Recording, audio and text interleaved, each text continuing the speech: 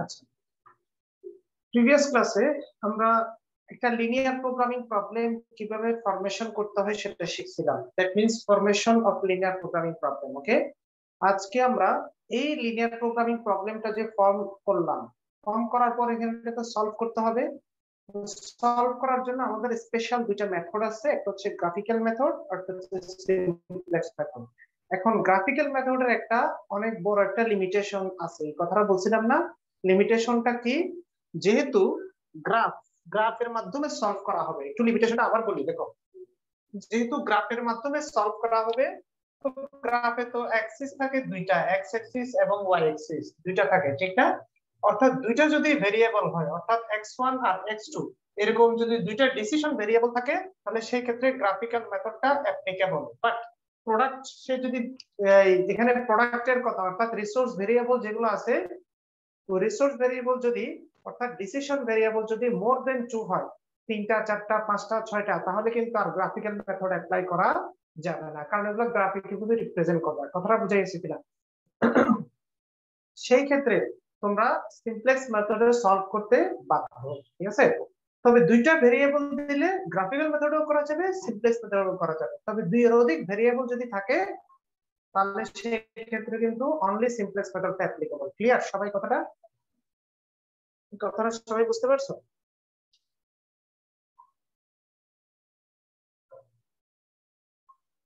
ওকে, তাহলে যেহেতু এটা ক্লিয়ার, এখন আমরা এই এই প্রবলেমটাকে গ্রাফিক্যাল মেথডে সলভ করব। অর্থাৎ ফার্স্ট রিকোয়ারমেন্ট ছিল formulate the linear programming problem.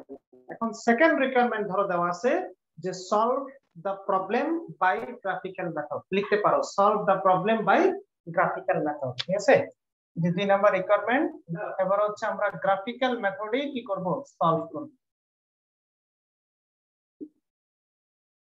দেখো, কাজটা ইজি আছে, অত বেশি কঠিন না।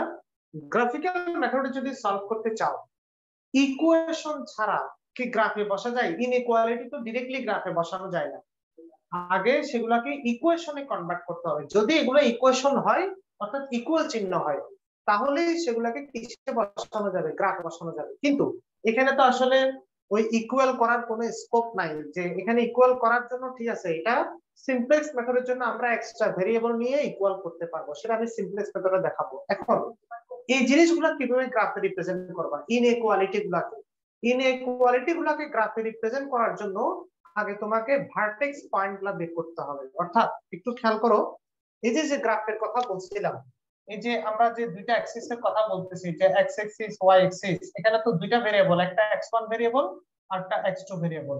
তো আমরা যদি এই অ্যাক্সিস দুইটার উপরে ওই লাইনগুলো যদি পয়েন্টগুলো পেয়ে যাই, তাহলে পয়েন্টগুলো পেয়ে গেলে কিন্তু আমরা সহজে লাইনগুলো ড্র করতে পারবো। আর আমরা জানি x1 অ্যাক্সিস এর উপরে x1 এর ভ্যালু আছে, কিন্তু x2 এর ভ্যালু 0, ঠিক না?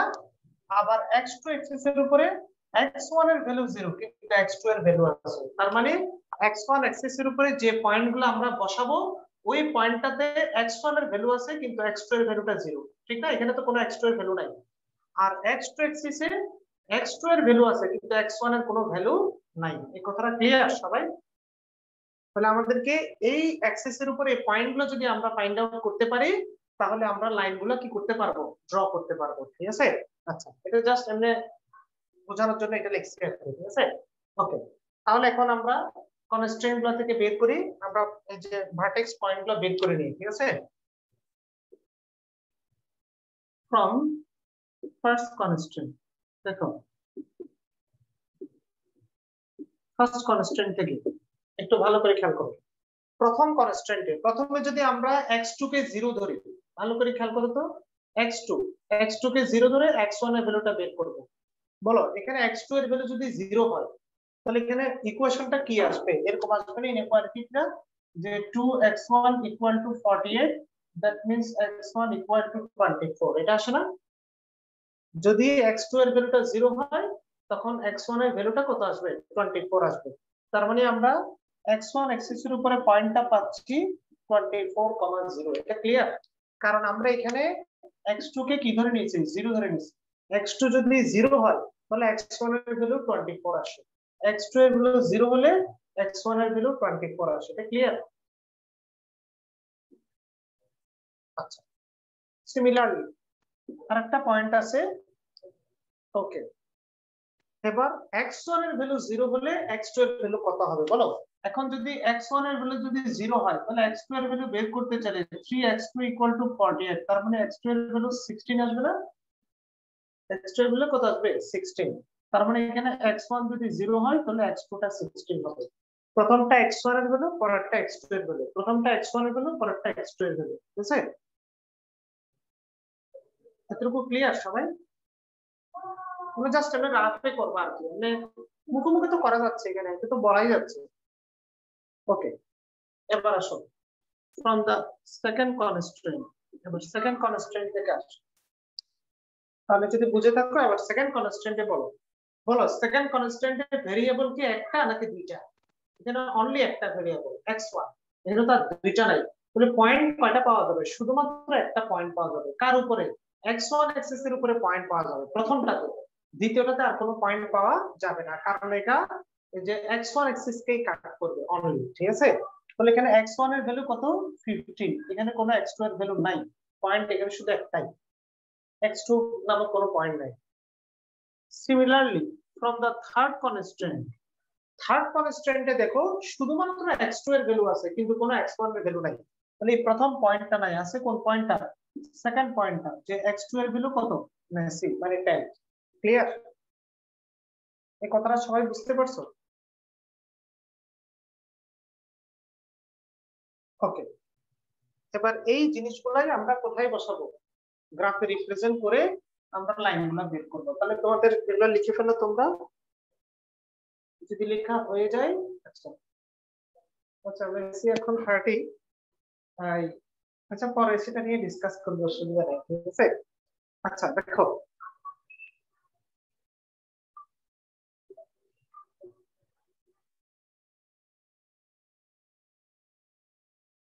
টেনটা মেসি থাকবে কিন্তু ওই নিউ টেনটা হচ্ছে 30 আর কি, ঠিক আছে? মানে নিউ মেসিটা হচ্ছে 30।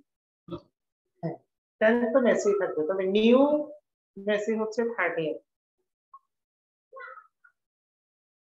আচ্ছা যাই হোক, এই, এখন আসো, এখন দেখো অ্যাক্সিস যদি এই, না সেটা তোমার ব্যাখ্যাটা হয় নাই। আচ্ছা পরে ডিসকাস করবো, আমরা আগে অঙ্কটা শেষ করে ফেলবো।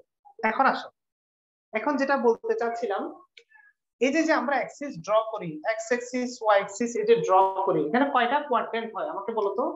X axis Y axis draw করলে, এখানে দুইটা অ্যাক্সিস ড্র করলে কোয়াড্রেন্ট কয়টা হয়? 4টা।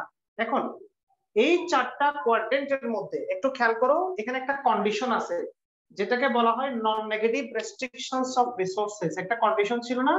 অর্থাৎ বলা হচ্ছে এরকম, x1 এর ভ্যালুও নেগেটিভ হইতে পারবে না, x2 এর ভ্যালুও নেগেটিভ হইতে পারবে না। তাহলে এখানে তো ছিল একটা x1 একটা x2, তো x1 এর ভ্যালু নেগেটিভ কিন্তু বামে, লেফটে, তাহলে লেফটের এই অংশটা হইতে পারবে না, এই কথাটা বলছে না? আবার x2 এর ভ্যালুও নেগেটিভ হইতে পারবে না, তাহলে x2 এর নিচের অংশটা হইতে পারবে না। তাহলে কোয়াড্রেন্ট কয়টা হয়ে গেছে আমাকে বলো তো? কোয়াড্রেন্ট কয়টা হয়ে গেছে? একটা। x1 এর ভ্যালু একটা কোয়াড্রেন্ট হয়ে গেছে না?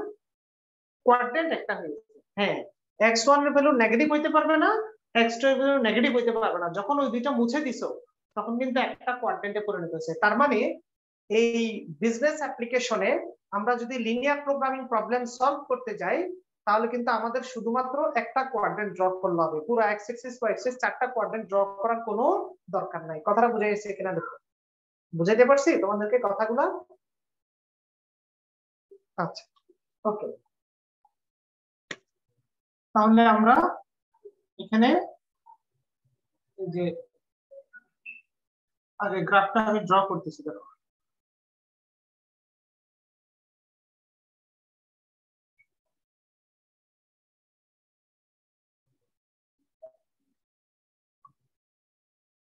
দেখো x2 অ্যাক্সিস আর এটা হচ্ছে x1 অ্যাক্সিস, দুটো অ্যাক্সিস, এটা হচ্ছে অরিজিন।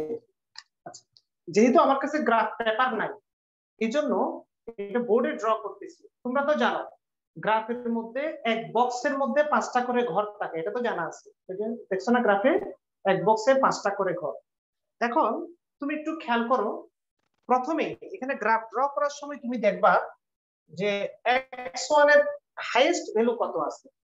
x1 এর হাইয়েস্ট ভ্যালু আমাকে বলো, x1 এর হাইয়েস্ট ভ্যালু কত? x1 এর 24, তার মানে এদিকে 24 হচ্ছে হাইয়েস্ট ভ্যালু। আর x2 এর হাইয়েস্ট ভ্যালু কত? x2 এর হাইয়েস্ট ভ্যালু 16, তাহলে এদিকে হচ্ছে হাইয়েস্ট 16, তাহলে এদিকে সর্বোচ্চ 24 24 আর এদিকে 16। তো 24টা ছোট ছোট ঘর থাকে না, 24টা ছোট ছোট ঘর, 16টা ছোট ছোট ঘর, গ্রাফ পেপার তো থাকে থাকে। তাহলে আমাদের জন্য আমরা যদি 1 কে 1 ইউনিট ধরি, তাহলে কিন্তু আমরা 24 এর জন্য 24 ঘর হবে, 16 এর জন্য 16 ঘর হবে, তাহলে কাজটা ইজি হবে না? আর যদি এটা তো তোমরা গ্রাফ তো ড্র করতে জানো, আর যদি তোমাদের এরকম হয় যে x1 এর ভ্যালু আছে 200, এখন বলো x2 এর ভ্যালু আছে 150 150, এখন কি এখানে 200 ঘর 150 ঘর আছে? নাই। তো তুমি যদি 200 ঘর এগুলো একটা এক ধরো, 200 ঘর করার জন্য ওই ড্র করতে করতে করতে করতে কোথায় চলে যাবে? টেবিলের উপরে চলে যাবে, খাতা বাদ দিয়ে। কথাটা বুঝছো কিনা? তাহলে আমরা কি করতে পারি, 10 ইউনিটকে এক ঘর ধরে নিতে পারি, ঠিক না? 10 ইউনিটকে এক ঘর ধরলে 200 ইউনিটের জন্য 20 ঘরে চলে আসবে, তাহলে কাজটা ইজি হয়ে যাবে। আবার ধরো এই x1 এর দিকে, এই x1 এর দিকে হাইয়েস্ট ভ্যালু হচ্ছে 4, x2 এর দিকে হাইয়েস্ট ভ্যালু হচ্ছে 3, বাকিগুলো আরো ছোট, এদিকে 4 এদিকে 3, বাকিগুলো আরো কম, 1 2 এরকম করে করে ভ্যালু আছে, ঠিক আছে? তাহলে আমাকে বলো, এদিকে যদি হাইয়েস্ট 4 হয়, এদিকে যদি 3 হয়, 4 ঘর 3 ঘর, বাকিগুলো আরো ছোট। এবার গ্রাফটা যদি ড্র করো, এই গ্রাফটা সহজে দেখা যাবে? এটা দেখার জন্য আমার একটা মাইক্রোস্কোপ কিনতে হবে, কথাটা বুঝছো কিনা? এই জন্য আমরা কি করব, এই গ্রাফটাকে এক্সপান্ড করার চেষ্টা করব, ঠিক না? এটা মিডিয়াম লেভেলে। তাহলে কি করব, আমরা যদি এক ইউনিটকে 5 ঘর ধরি, 5 স্কয়ার ধরি, তাহলে কিন্তু আমাদের জন্য কাজটা ইজি হয়ে যাবে, ঠিক আছে? অর্থাৎ তুমি তোমার ইচ্ছা মতো বড়ও করে নিতে পারবা, ছোটও করতে পারবা, অথবা যা আছে তা রাখতে পারবা। মোট কথা হচ্ছে একটা মিডিয়াম লেভেলে রাখবা, যাতে গ্রাফটা সহজে কি করা যায়, ড্র করা যায়, ঠিক আছে? এই এক কথাই শেষ। এখন তোমরা তো বুঝছো কি করতে হবে। এবার আসো, মানে এখানে যেহেতু একটা এক ঘরে ধরতে হচ্ছে, আর কোনো টেনশন নাই এই অঙ্কটাতে, তাহলে আমরা একটা কাজ করি। ধরো এটা হচ্ছে 5 ঘর, এটা 10 ঘর, 15 ঘর, 20 ঘর, 25 ঘর। ধরো এটা হচ্ছে 25 ঘর, এখানে 5টা বক্স। আর এখানেও সিমিলারলি ধরো এটা হচ্ছে 5 ঘর, তারপর হচ্ছে 10 ঘর, 15 ঘর, ঠিক আছে? বোঝানোর জন্য আমি দাগগুলো দিলাম আর কি। আচ্ছা, এখন এবার আমরা পয়েন্ট গুলো ইনপুট দেই। প্রথমে ফার্স্ট কনস্ট্রেন্ট দেখো, ফার্স্ট কনস্ট্রেন্টে x1 কত? 24। তাহলে বলো 24 x1 এ 5 10 15 20 25, তাহলে 24 মানে এটার আগের ঘরটা না, এই যে এখানে না, ঠিক না? আচ্ছা, তাহলে এই পয়েন্টটা হচ্ছে 24,0, এই পয়েন্টটা হচ্ছে 24,0, বাট এটা তো একটা নাম দেওয়া দরকার। ধরো একটা এটার আকিকা দিই, এ, পয়েন্টটার নাম দিলাম এ। আচ্ছা, এরপর আসো, এখানে যে পয়েন্ট আছে x2 তে কত আছে? 16, তাহলে x2 বরাবর 16, এই যে 5 10 15, তাহলে 16 মানে তো এটার উপর একটা ঘর, এই যে এটা 16, তাহলে এই পয়েন্টটা হচ্ছে 0,16, এটার কোঅর্ডিনেট, ঠিক না? তাহলে এই পয়েন্টটার নাম দিলাম কি? বি। তাহলে এ পয়েন্ট আর বি পয়েন্ট জয়েন করলেই আমরা এই বি লাইনটা পাই যাবো, ঠিক না?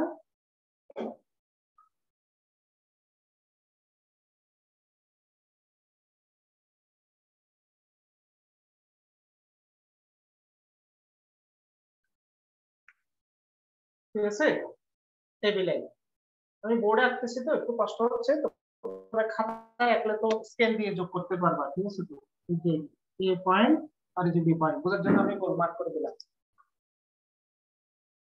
আচ্ছা, এরপরে আসো, তাহলে তো ফার্স্ট লাইন সবাই ক্লিয়ার?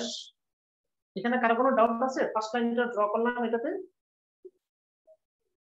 ক্লিয়ার? ওকে, এবার সেকেন্ড কনস্ট্রেন্টে আসো। সেকেন্ড কনস্ট্রেন্টে অনলি x1 থেকে 15 ইউনিট ইন্টারসেক্ট করে, তাহলে 15, x1 এ 15 কর মানে 5 10 15, এই যে এই ঘরটা না, তাহলে এটার নাম, এটা হচ্ছে 15,0। ধরো এই পয়েন্টটার নাম দিলাম সি। এখন এই পয়েন্টটা শুধুমাত্র x1 অ্যাক্সিস থেকে কাট করবে, কিন্তু কখনো x2 কে কাট করবে না। তাহলে আমাকে বলো কিভাবে একটা লাইন ড্র করলে যার সাথে x2 অ্যাক্সিস এর কোনো কানেকশন নাই, কোন ধরনের, কিন্তু পয়েন্ট এটা দিয়ে যেতে হবে, তাহলে নিশ্চয়ই ওই লাইনটা parallel to the x2 Axis হবে, ঠিক না? যদি x2 অ্যাক্সিস এর প্যারালাল হয় তাহলে x1 কে কাট করবে, কিন্তু x2 কে কখনো কাট করবে না। এটা এরকম চলতে চলতে অনবরত লাভে মাহফুজে চলে গেলেও জীবনে x2 এর সাথে মিলিত হবে না। কথাটা বুঝতে পারছেন? ঠিক আছে, তাহলে আমরা এই যে লাইনটা আমরা ড্র করলাম, এই লাইনটা মোটামুটি এদিকে তুমি যতটুকু নিতে পারো আর কি। এটা হচ্ছে যে রানিং লাইন, এটা প্রয়োজনে লাভে মাহফুজে চলে যাক, কোনো অসুবিধা নাই, ঠিক আছে? প্যারালাল তোমরা যে স্কেল দিয়ে ড্র করবা। আচ্ছা, ধরো এটার নাম সি, তো এদিকে এখানে ডি দিলাম আর কি, এটা তো কোনো পয়েন্ট নাই, এটা রানিং। আবার বলি, এই পয়েন্টটা এমন একটা পয়েন্ট যেটা x1 অ্যাক্সিস কে কাট করবে, কিন্তু x2 এর সাথে কখনো মিলবে না। একটু ভালো করে খেয়াল করবে, x1 অ্যাক্সিস কে কাট করবে কিন্তু x2 এর সাথে কখনো মিলবে না। বলো কোন ধরনের লাইন x2 এর সাথে মিলে না, আমাকে আগে সেটা বলো। কোন ধরনের লাইন y অ্যাক্সিস এর সাথে, মানে x2 অ্যাক্সিস এর সাথে মিলে না, কোন ধরনের লাইন? যে লাইনগুলা ওই অ্যাক্সিস এর প্যারালাল। যারা প্যারালাল হবে তারা কি কখনো মিলবে? ওই লাইনের সাথে কখনো মিলবে? মিলবে না। তাহলে এটা দিয়ে বুঝাই parallel to the x2 Axis, মানে x2 অ্যাক্সিস এর প্যারালাল, কারণ x2 নাই এখানে। এখন বুঝাইতে পারছি?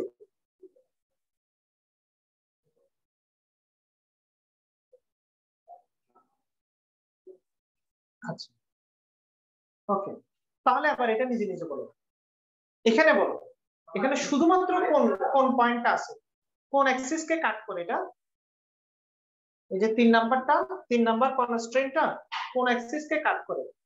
x1 কে। Very good. তাহলে x1 কে যদি কাট করে, x1 থেকে কত, এই যে x1 থেকে, এই যে এখানে x1 থেকে কাট করছে মেসি 0,10।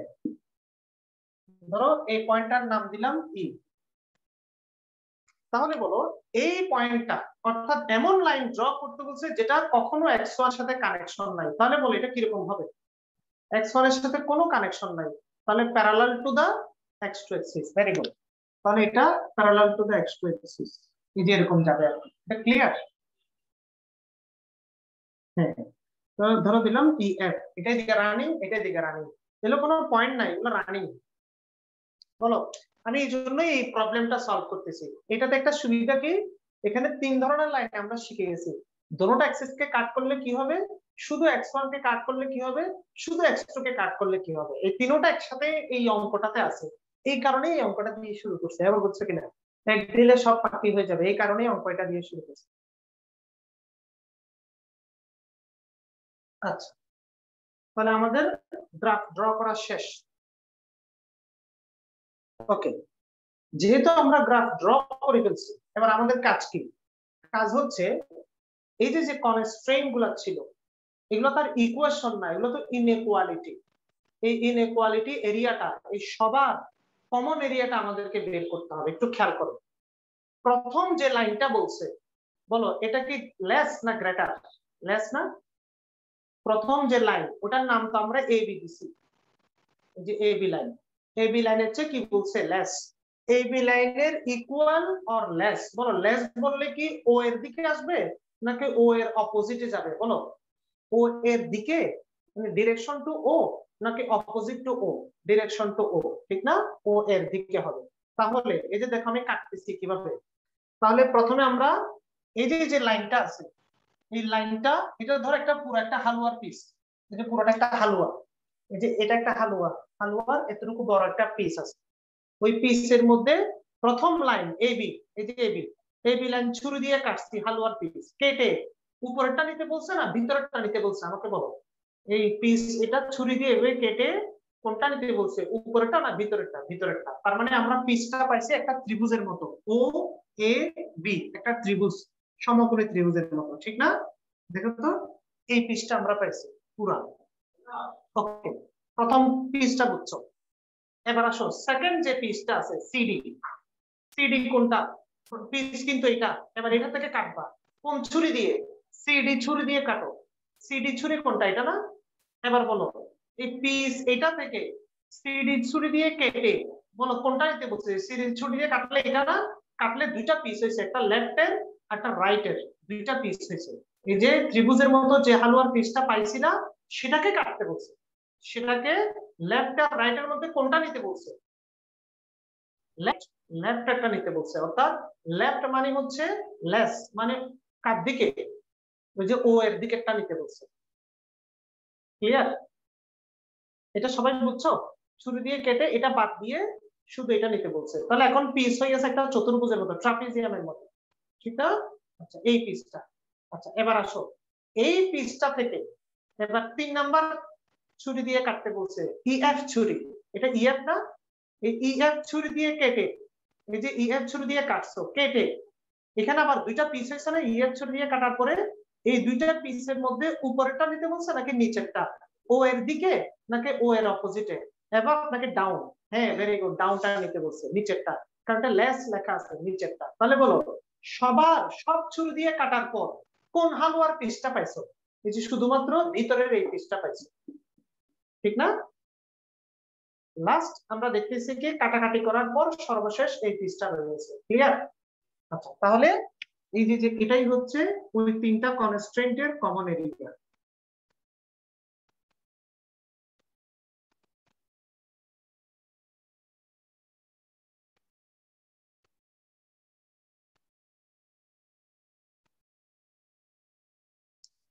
সবাই বুঝছো কিনা দেখো।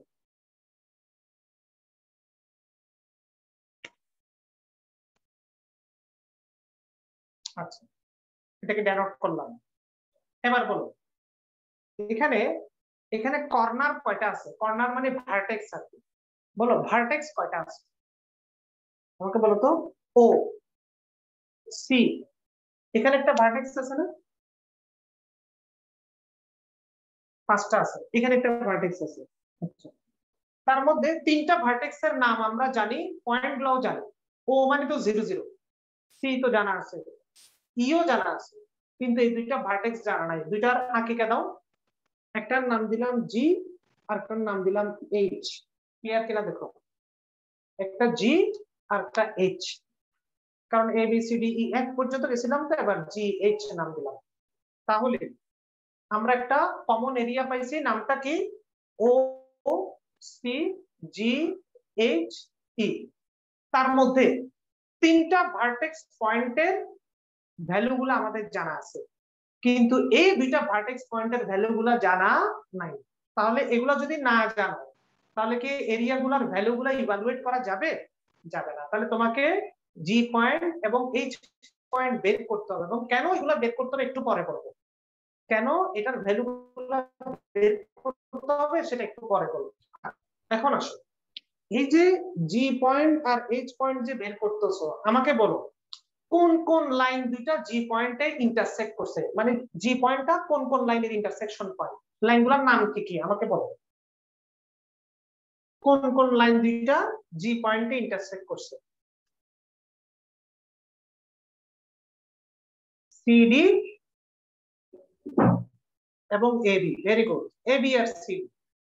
এবি আর সিডি না?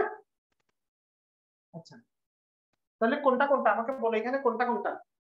এই যে এবি আর সিডি মানে হচ্ছে, এই যে খেয়াল করো তো, আমি তোমাদের বোঝার জন্য আমি এখানে সংক্ষেপে লিখতেছি।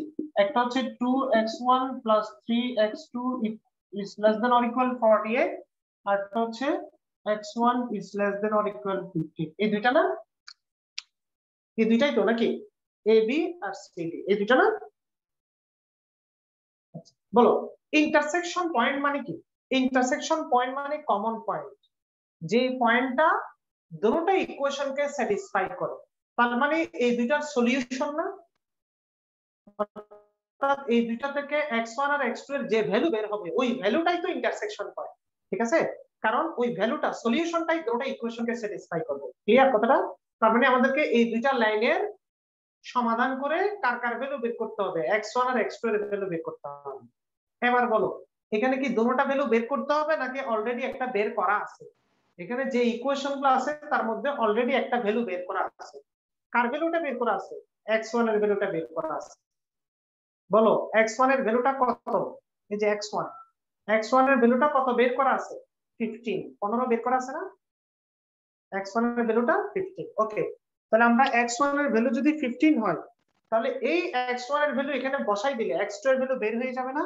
বলো x1 এর ভ্যালু 15 যদি এখানে বসাই দাও তাহলে কত হবে? 15 দুগুণা 30 যোগ 3x2 equal to 48, that means 3x2 is equal to 18, তার মানে x2 ইকুয়াল টু 6।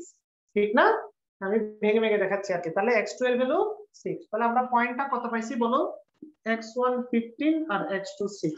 সবাই ক্লিয়ার কিনা দেখো, রাফে বের করলাম আর কি। x1 15 আর x2 6। এবার আসো h পয়েন্ট। এবার আমাকে বলো কোন কোন লাইন দুইটা h এ নিচ্ছে? h পয়েন্টটা কার কার ইন্টারসেকশন পয়েন্ট? বলো কোন কোন লাইনের ইন্টারসেকশন পয়েন্ট?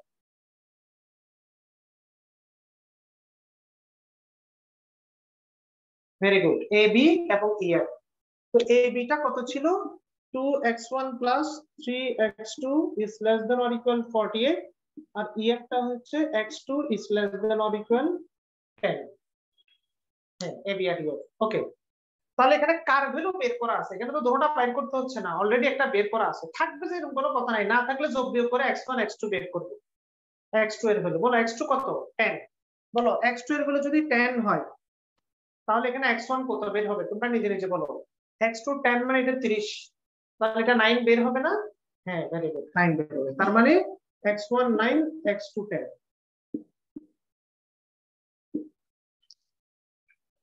সবার মাথায় ঢুকছে h পয়েন্টটা?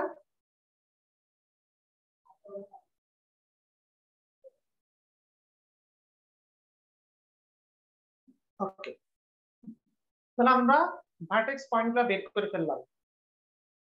আচ্ছা, একটু পরে বলবো কেন ভার্টেক্স পয়েন্টগুলো বের করছি, একটু পরে বলবো। আমি এটা ইরেজ করে ফেলতেছি। একটু কারো কোশ্চেন না থাকলে এটা রাফ, পুরো রাফে করি তো, এই জন্য এগুলো আমি ইরেজ করে বললাম। আচ্ছা, তাহলে এবার আসো আমরা কথাগুলো লিখি গ্রাফের নিচে। From the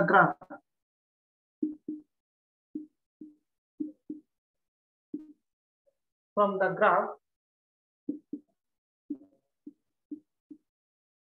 we find a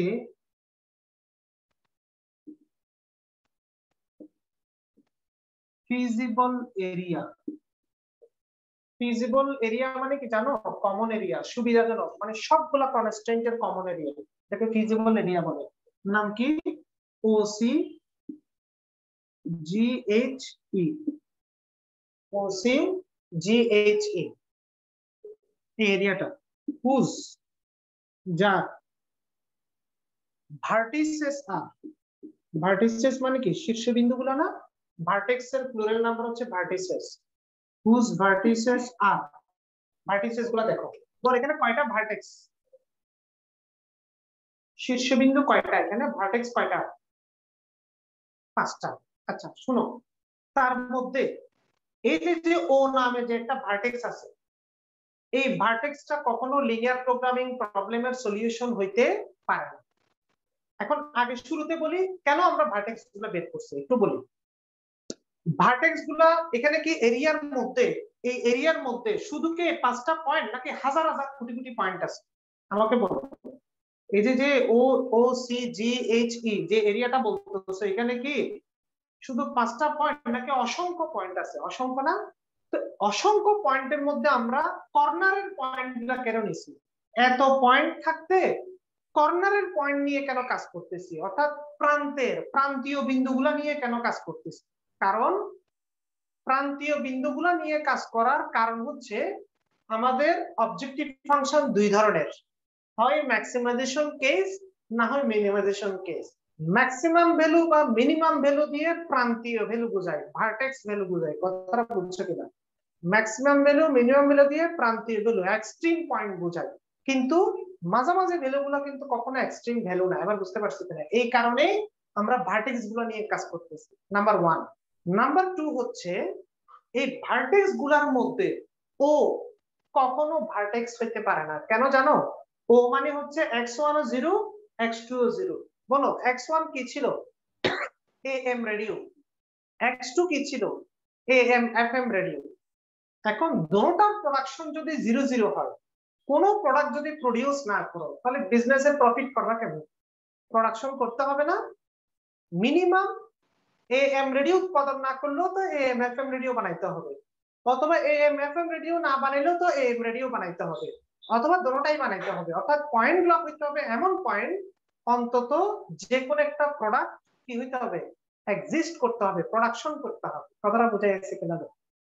এই জন্য এখানে 0 0 কখনো ভার্টেক্স পয়েন্ট হইতে পারে না। সবাই কথাটা ক্লিয়ার?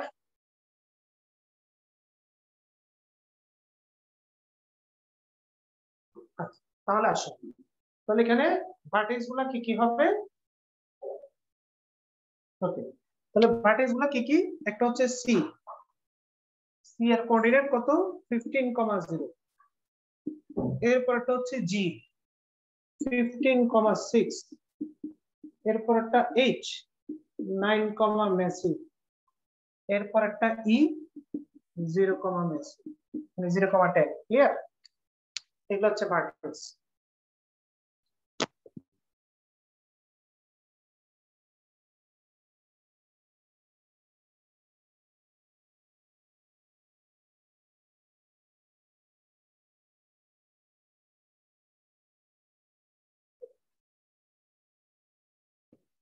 এবার আসো, তাহলে বলো আমরা এই যে যে কনস্ট্রেন্ট গুলা, এগুলোকে ওভারকাম করার জন্য, এই কনস্ট্রেন্ট গুলোকে ওভারকাম করার জন্য কয়টা পয়েন্ট পাইছি? বলো সলিউশন কয়টা পাইছি?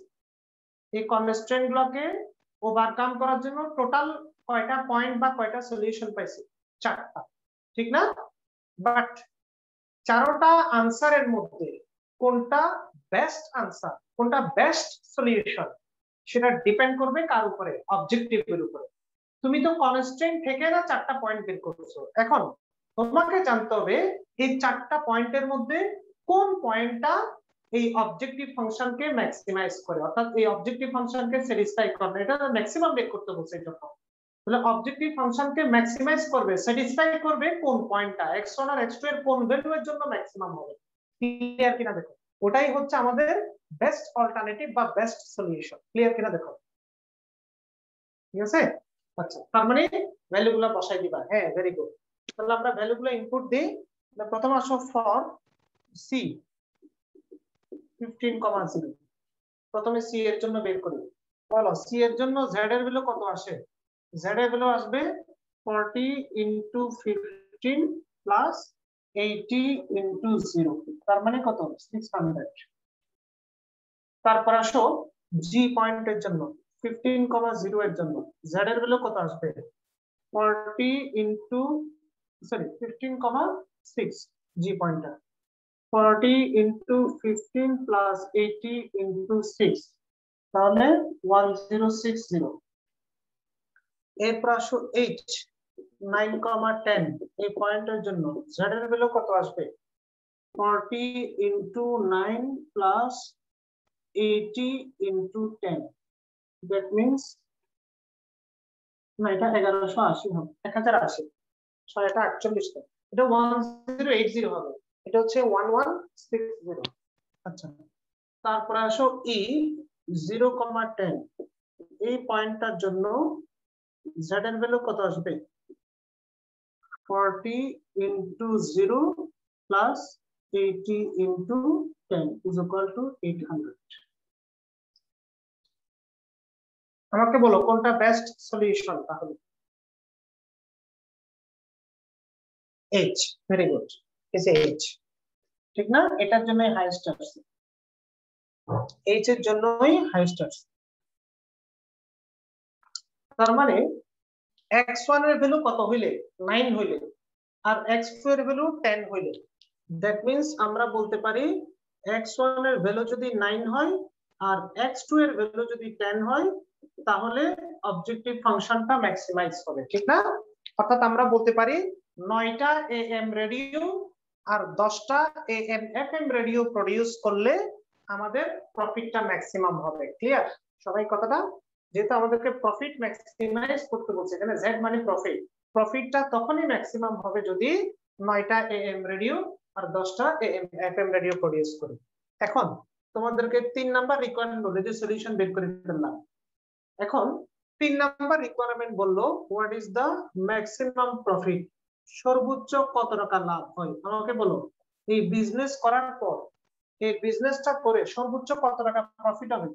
টাকা 1160, ঠিক না? হ্যাঁ, ভেরি গুড, 1160 টাকা প্রফিট। আশা করি সবাই ক্লিয়ার।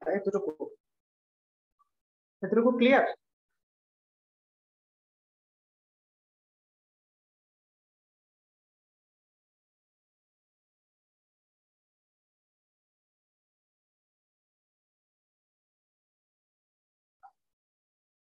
ওকে, যদি ক্লিয়ার হয়ে থাকে আমি তোমাদেরকে এখানের কিছু থিওরিটিক্যাল কনসেপ্ট ছিল সেগুলো আমি শুরুতে পড়াই নাই, মানে শুধু পড়াইছি কি লিনিয়ার প্রোগ্রামিং কি, একটা লিনিয়ার প্রোগ্রামিং এর চেহারার জন্য কি কি এলিমেন্ট লাগে, আর লিনিয়ার প্রোগ্রামিং সলভ করার জন্য কোন কোন ধরনের বুলেট মানে মেথড ইউজ করা হয়, মানে অস্ত্রের মধ্যে কোন ধরনের বুলেট ইউজ করা হয় সেটা তোমাদেরকে শিখেছি, ঠিক না?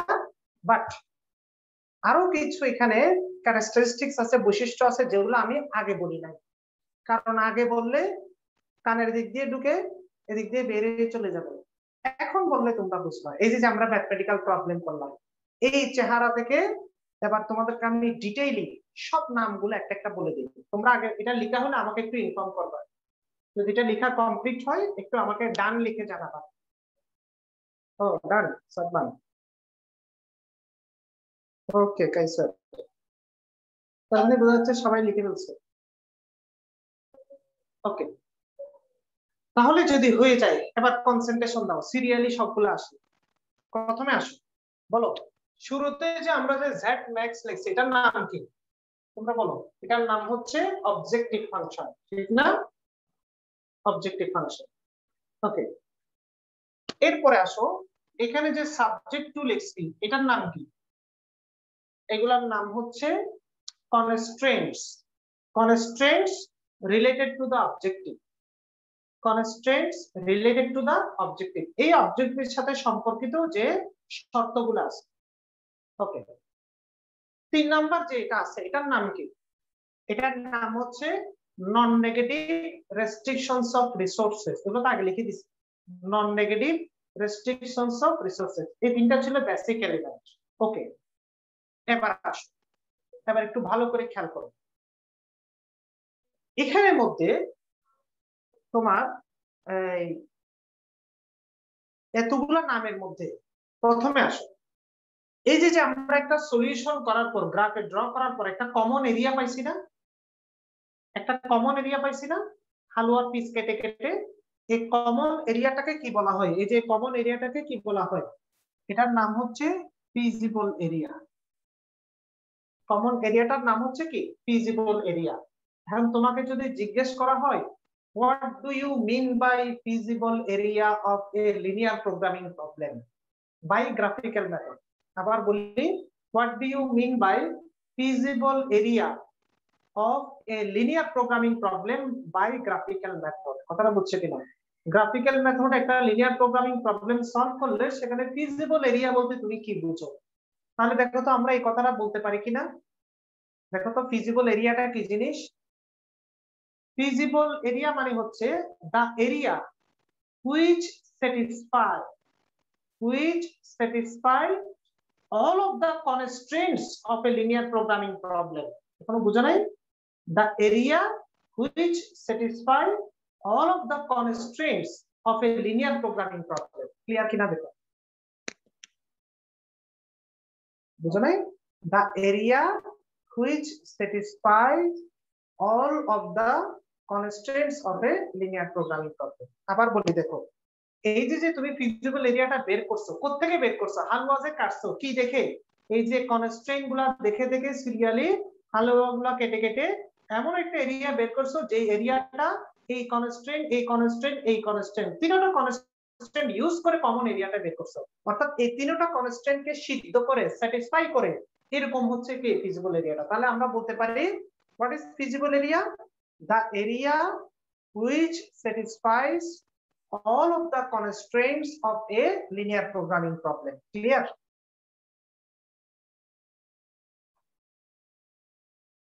ওকে, থ্যাংক ইউ। আচ্ছা, তাহলে একটা জিনিস শিখলাম নতুন করে। এরপর আরেকটা জিনিস শিখছি, দেখো এখানে কিছু তুমি সমাধান পাইছো না? বলো কয়টা ভার্টেক্স পয়েন্ট পাইছো, কয়টা সলিউশন পাইছো? এখানে সমাধান কয়টা পাইছিলা বলো তো? 4টা সমাধান, ঠিক না? বলো এই সমাধানগুলো কোত্থেকে পাইছো? ফিজিবল এরিয়া থেকে না? ফিজিবল এরিয়া থেকে না? ফিজিবল এরিয়া মানে কি? কার থেকে? কনস্ট্রেইন থেকে, ঠিক না? তার মানে আমরা এগুলোর নাম কি? এগুলাকে বলা হয় feasible solutions, অথবা এগুলোকে বলা যায় basic feasible solutions। Basic feasible solutions, basic feasible solution মানে কি? বেসিক্যালি যে সলিউশন গুলা ওই কনস্ট্রেন্ট গুলাকে স্যাটিসফাই করে, তার মানে এগুলাকে সমাধান করলে এতগুলা পয়েন্ট বের হবে। ক্লিয়ার? এখন আমরা এক কথায় বলতে পারি what is basic feasible solution. তাহলে আমরা কি বলতে পারি বলো? the solutions which satisfy all of the constraints of a linear programming problem. The solutions which satisfy all of the constraints of a linear programming problem are called basic feasible solutions. Clear kina dekho?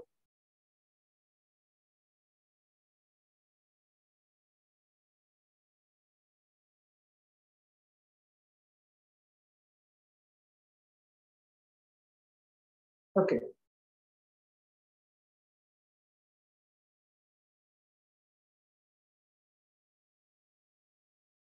আচ্ছা,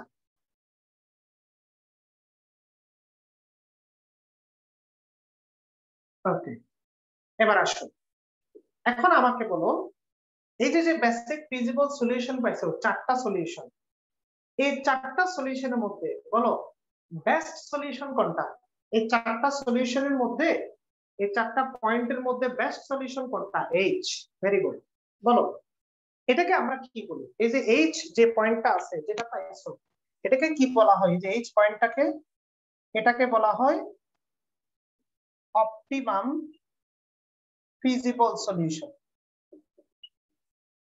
optimum feasible solution, optimum feasible solution অর্থাৎ feasible সলিউশনের মধ্যে যেটা optimise করে, optimise মানে এখানে হয় maximise না হয় মিনিমাইজ। এই ফিজিবল সলিউশনের মধ্যে যে ভ্যালুটা অপটিমাইজ করছে, এখানে তো অপটিমাইজ বলতে ম্যাক্সিমাইজ বোঝাচ্ছে, ঠিক না? আর মিনিমাইজ বললে তখন আরেকটা আসতে পারবে, তখন মিনিমাইজ বললে এটা আসতে পারবে 600, তখন এটা অপটিমাম ফিজিবল সলিউশন হতো। এই কথাটা বুঝতে পারছো? Optimum feasible solution. তাহলে আমরা অপটিমাম ফিজিবল সলিউশন কি? তাহলে আমরা কি বলতে পারি? the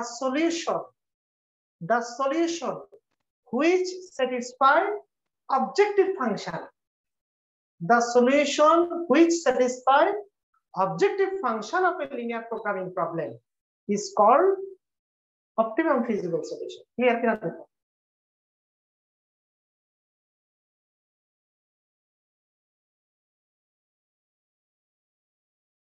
Clear?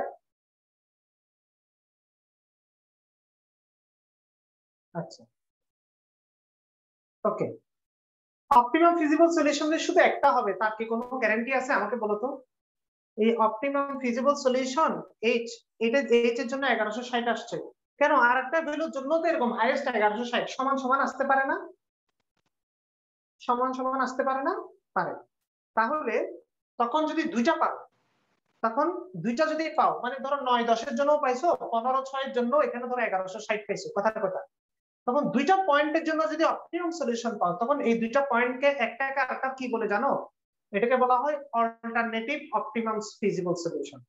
Alternative optimum feasible solution. বুঝতে পারতেছো কিনা? অল্টারনেটিভ অপটিমাম ফিজিবল সলিউশন, অর্থাৎ ফিজিবল সলিউশন অল্টারনেটিভ থাকতে পারে, একাধিক থাকতে পারে। ক্লিয়ার এখন?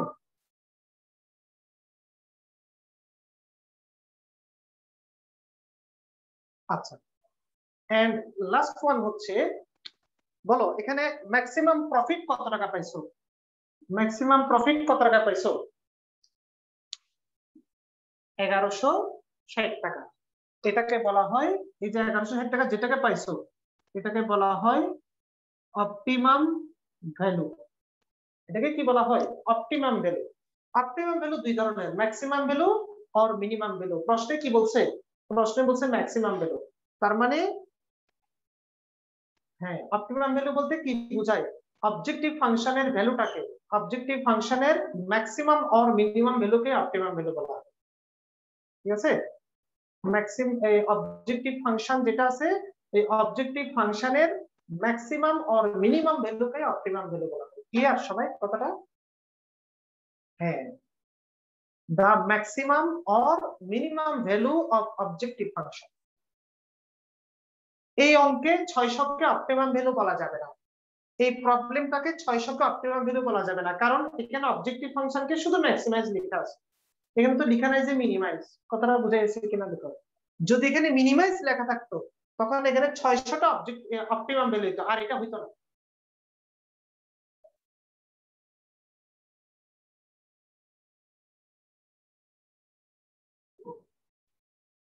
এই কথাগুলা, এই নামগুলা, feasible solution, basic feasible solution, optimum feasible solution, optimum value, alternative optimum solution, এই কথাগুলো আমি আগে যতই বলতাম ইনশাআল্লাহ কিচ্ছু বুঝতা না। এখন একটা অঙ্ক করানোতে তোমরা বুঝতে পারতেছো কোনটা দিয়ে কি বোঝাচ্ছে, মিনিং গুলা কি, এখন ক্লিয়ার? হ্যাঁ, আচ্ছা, ওকে, আচ্ছা। আমি বলছি না তোমাদেরকে একটু উল্টা দিক থেকে পড়াবো, সিরিয়াল পড়াবো না, এই জন্য আমি একটু এলোপাথারি পড়াই, এটা আমার অভ্যাস। ঠিক আছে? আচ্ছা,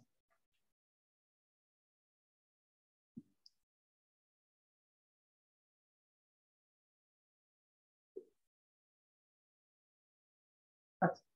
এখন যদি এই অঙ্কটা যদি মিনিমাইজেশন কেস হইতো, বলো এই অঙ্কটা যদি ম্যাক্সিমাইজেশন না হয়ে যদি এটা মিনিমাইজেশন কেস হইতো, তাহলে সলিউশন কোনটা আসতো?